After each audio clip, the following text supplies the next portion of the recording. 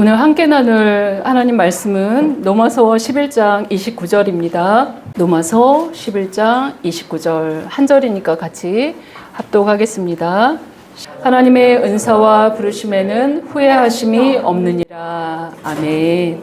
하나님의 부르심이라는 주제로 오늘 말씀을 잠깐 나누겠습니다. 여러분은 후회해 보신 기억이 있으신지요? 네. 그때 좀 더 열심히 좀 공부할 걸, 그때 좀 열심히 사랑할 걸, 그때 좀 열심히 더 잘할 걸. 네, 저도 이제 인생의 중반을 넘어서 이제 후반기로 들어가니까 후회되는 일이 참 많이 있습니다. 그때는 철이 없어서 참 나만 알았구나, 인생을 너무 몰랐구나, 너무 무모했구나, 이런 회한들이 참 많은 그런 생각들이 있습니다. 그런데 저만 그럴까요? 후회하지 않는 인생이 있을까요?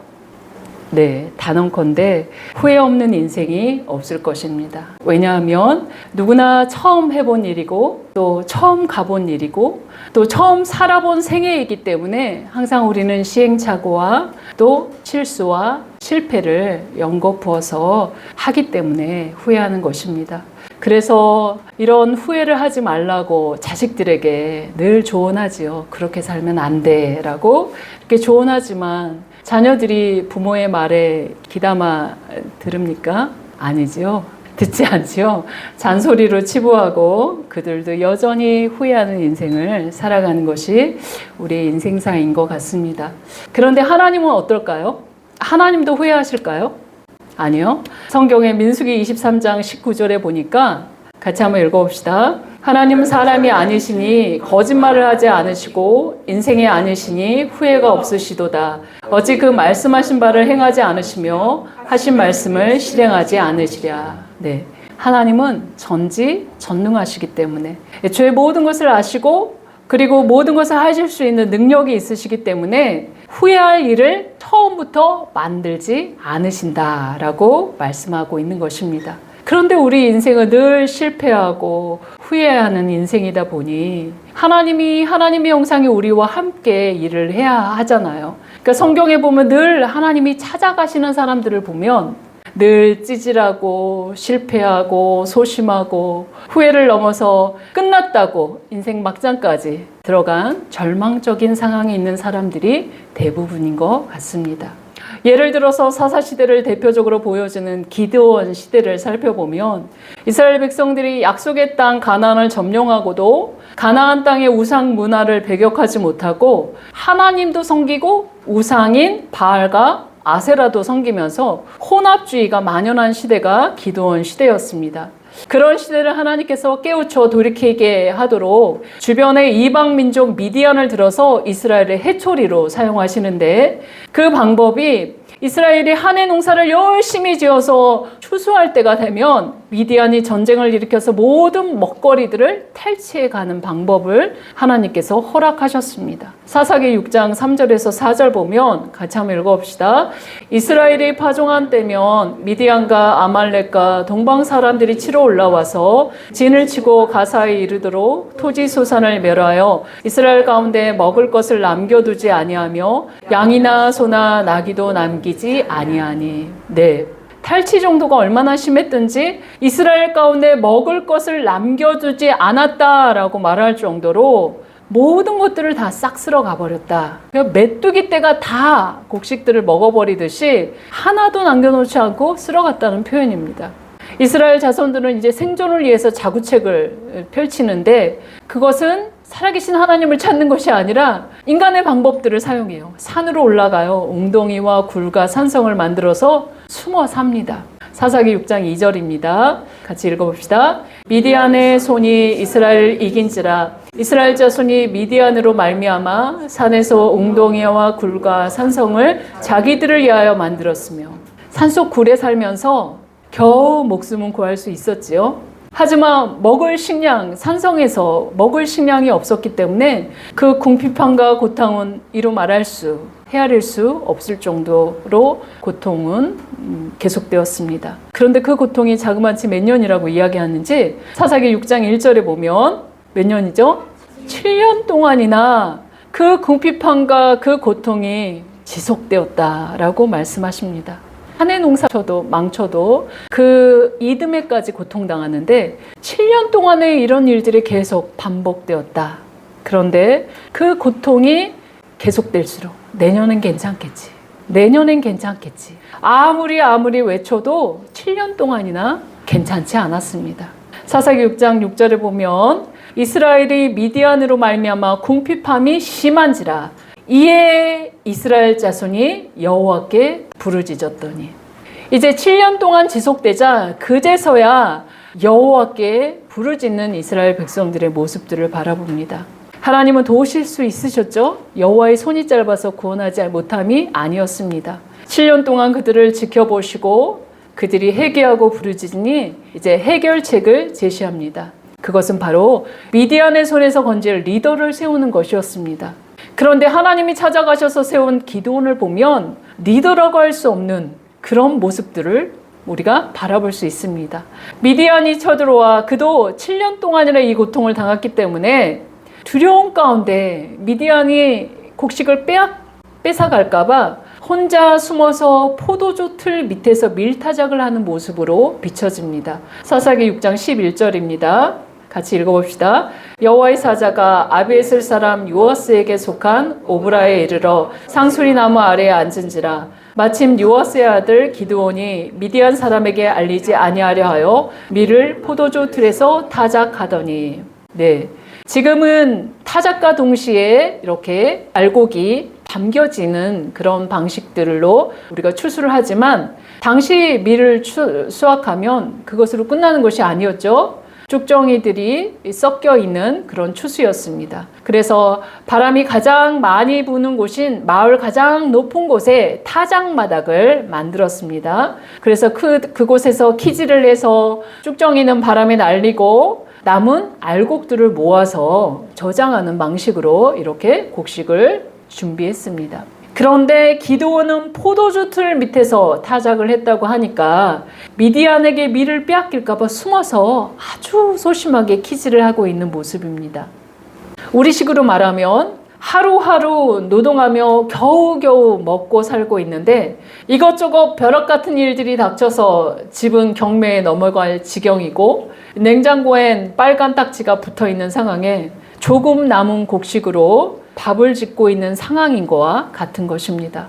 말도 못할 내적인 절망과 또 외적인 위기 앞에서 손을 쓸 수 없는 그런 상황들 가운데 있는 그런 모습에 기드온이 하나님의 천사를 맞닥뜨리는 상황입니다. 그러면서 천사를 통해서 하시는 말씀이 사사기 6장 12절에 보니까 여호와의 사자가 기드온에게 나타나 이르되 큰 용사여 여호와께서 너와 함께 계시도다 하며 네, 겁장이 기드온에게 뭐라고 합니까? 큰 용사라고 부릅니다. 아니 현재 미디안이 무서워서 정말 그 포도주 틈 그 작은 공간에서 행여 미디안에게 그 곡식 빼앗길까봐 덜덜 떨면서 있는 이 미디안이 무서워서 두려워하는 이 기드온에게 뭐라고 얘기하냐면 큰 용사. 저와 여러분이 이 기드온과 같은 상황이면 어떻게 반응할 것 같습니까?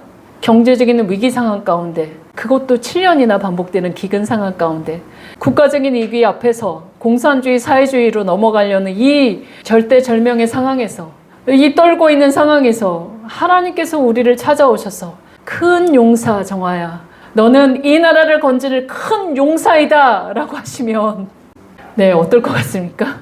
네 주님 제가 여기 있나이다 저를 사용하여 주셔서 이렇게 얘기할 수 있을까요? 떨고 있는 이 상황에서 내가 무슨 큰 용사 내가 무슨 나라를 구한다고 내 처지를 보면 무슨 큰 용사 후덜덜 하루 연명하기도 어려운데 이런 상황 소망이 없어 보이는 이런 상황 가운데 그런 상황 가운데 하나님께서 하나님의 천사를 기드온에게 보내서 큰 용사여라고 부르시는 것입니다. 그런데 큰 용사 뒤에 누가 있다라고 말씀하십니까? 여호와께서 너와 함께 계시도다. 네. 만왕의 왕 만주의 주 여호와께서 함께 계시기 때문에 너 기드온 너는 큰 용사야 라고 부르신 것입니다. 홍해를 건넌 후에 모세는 애국 군대를 물리치신 하나님을 용사라고 찬양합니다. 출애굽기 15장 3절 한번 읽어봅시다. 여호와는 용사시니 여호와는 그의 이름이시로다.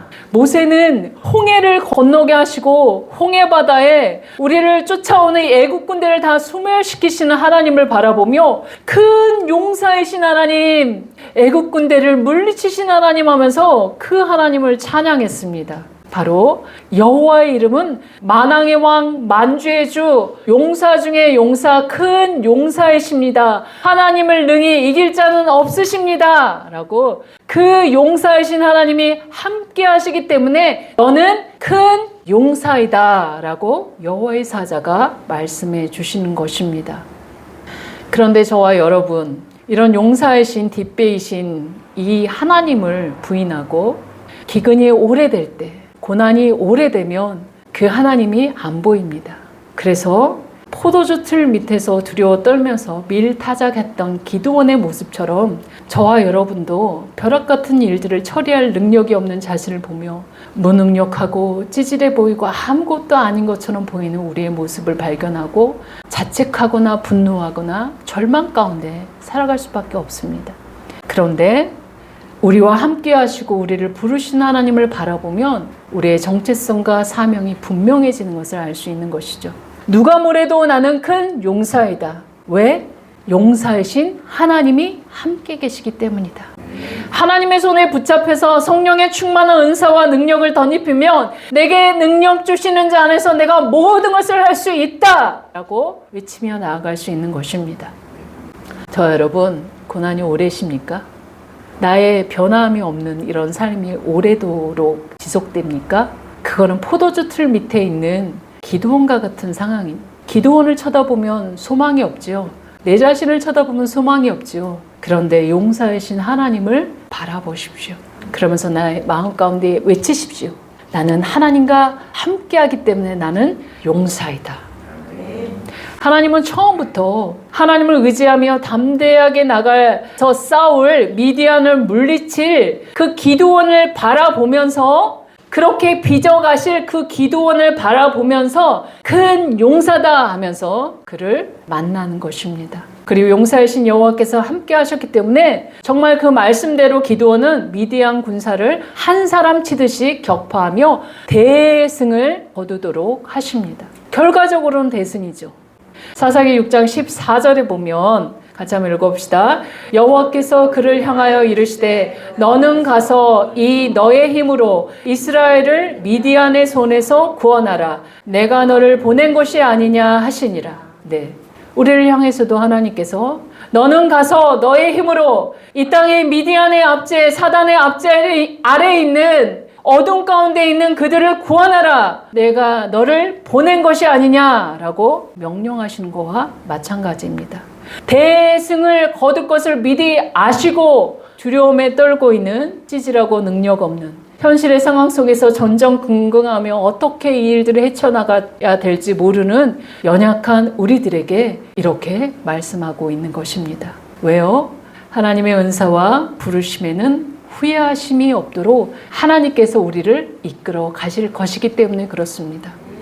저와 여러분을 향해서 당신이 이루실 큰 일을 내다보시면서 우리를 예정하시고 택정하시고 부르셨다라고 성경은 말씀하십니다. 로마서 11장 29절에 보면 같이 한번 읽어봅시다. 하나님의 은사와 부르심에는 후회하심이 없느니라. 왜요? 하나님이 함께 하시고 빚어 가시기 때문에. 하나님의 형상 아담과 하와가 하나님을 반역하고 타락하며 온 인류가 죄악 가운데 신음할 때 하나님은 포기하지 않으시고 한 사람을 찾으셨는데 그 한 사람은 자식이 없어 몸종을 통해서 겨우 이스마엘 하나 있는 아브라함입니다. 아브라함을 데리고 밖에 나가서 하늘의 별과 같이 바닷가의 모래같이 시청강 교육을 보여주시면서 너의 자손이 이와 같을 것이다. 그러면서 너는 열국의 아비 아브라함이다 라고 칭하십니다. 바로 아브라함을 통해서 아직 태어나지도 않은 이삭이 태어나지도 않았을 그 시점에 너는 열국의 아비다 라고 아브라함을 부르신 하나님이십니다. 없는 것을 있는 것처럼 부르시고 죽은 자를 살아있는 자처럼 부르시는 하나님이시기 때문에 과거, 현재, 미래, 어제와 오늘과 그 미래가 영원토록 동일하신 하나님께서 우리의 과거와 현재와 미래를 다 아시기 때문에 이렇게 말씀하고 계시는 것입니다. 신약에 와서도 예수님이 어부 시몬을 부르실 때도 너는 처음부터 개바다, 너는 반석이다 라고 부르십니다. 사도행전을 보면 베드로를 통해서 초대 예루살렘 교회가 반석과 같이 든든히 세워져 감을 볼 수 있습니다. 그러면서 굉장히 큰 부흥의 역사가 일어났죠. 하지만 대다수의 유대인들은 환란을 당하자 흩어져 버렸습니다. 그리고 남아있는 자들은 대부분 복음을 거부하고 하나님의 원수가 됩니다. 하지만 여전히 하나님은 그들을 사랑받는 자다라고 칭하십니다. 왜냐하면 하나님이 선택하신 민족, 하나님이 부르신 그들에게 그 은혜의 선물을 주신 것을 후회하지 않으시고 변함없이 신실하게 바꾸시지 않으시기 때문에 그렇습니다. 다만 그들이 복음을 거절하고 우둔하게 된 것은 이방인에게도 복음이 풍성하게 흘러가고 풍성한 추수가 이루어져야 하기 때문에 잠깐 그 일을 허락한다라고 로마서에 그렇게 자신의 의도를 밝히십니다. 로마서 11장 25절에 보면 형제들아 너희가 스스로 지혜 있다 하면서 이 신비를 너희가 모르기를 내가 원하지 아니하노니 이 신비는 이방인의 충만한 수가 들어오기까지 이스라엘의 덜어는 우둔하게 된 것이라 라고 말씀하십니다. 하나님은 이스라엘 향한 부르심을 취소하거나 그 은혜의 선물을 회수하시도 않았다라고 말씀하십니다. 다만 그 부르심은 여전히 유효하고 그 선물도 여전히 유효하지만 이방인의 충만한 수가 주께 돌아오기까지 그 기한을 정해서 잠깐 그들이 영적인 어둠 가운데 놓여놨다. 그러면서 돌 감람나무인 이방인인 우리도 원 감람나무인 좋은 감람나무의 젖붙임을 당해서 이렇게 구원의 풍성함을 받았는데 원 가지인 이스라엘 사람들이 복음을 접하면서 그 눈이 영적인 눈이 열릴 때 하나님은 얼마나 풍성하게 그들을 구원의 은혜로 인도하실까라고 로마서에서는 얘기합니다. 로마서 11장 24절입니다. 내가 원 동울 감람나무의 찍힘을 받고 본성을 거슬러 좋은 감람나무의 젖붙임을 받았으니 원 가지인 이 사람들이야 얼마나 더 자기 감람나무의 젖붙이심을 받으랴. 네. 유대인들이 영적인 눈을 떠서 복음을 받으면 어마어마한 그런 부흥이 일어날 것이다 라고 말씀하시는 거죠. 유대인과 이방인 모두 구원받을 하나님의 자녀로 남은 자들을 하나님은 구원하신다고 말씀하셨습니다. 하나님이 원대한 계획 가운데 역사는 현재도 흘러가고 있다는 것을 로마서는 밝히고 있습니다. 우리를 당신의 백성으로 부르시고 우리에게 많은 은혜의 선물을 주신 하나님은 한 번 약속하셨기 때문에 그것을 결코 번복하거나 후회하거나 물리지 않은 신실한 분이심을 말씀하고 있는 것입니다. 설령 우리가 하나님을 믿다가 절망 가운데 엎어져 있어도 일상 속에서 하나님을 등지고 그분보다 앞서서 우리의 생각대로 우리의 판단대로 살아갈 그때도 하나님은 우리를 그분의 자녀로 그분의 종으로 부르신 것을 후회하지 않으신다고 말씀하십니다.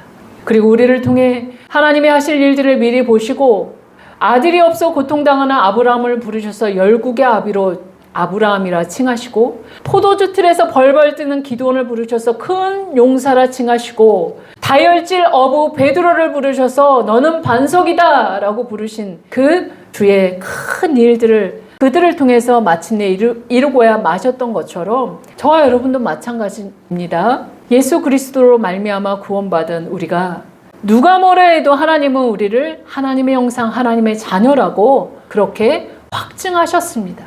그렇다면 나는 하나님의 자녀라는 정체성을 분명히 인식하고 그러면 내가 하나님의 자녀로서 이 땅을 어떻게 살아내야 되는지 그 사명이 무엇인지 알아야 되겠죠. 베드로전서 2장 9절입니다. 하반절에 색깔 칠해져 있는 곳 한번 봅시다. 이는 너희를 어두운 데서 불러내어 그의 기이한 빛에 들어가게 하신 이의 아름다운 덕을 선포하게 하려 하심이라. 네.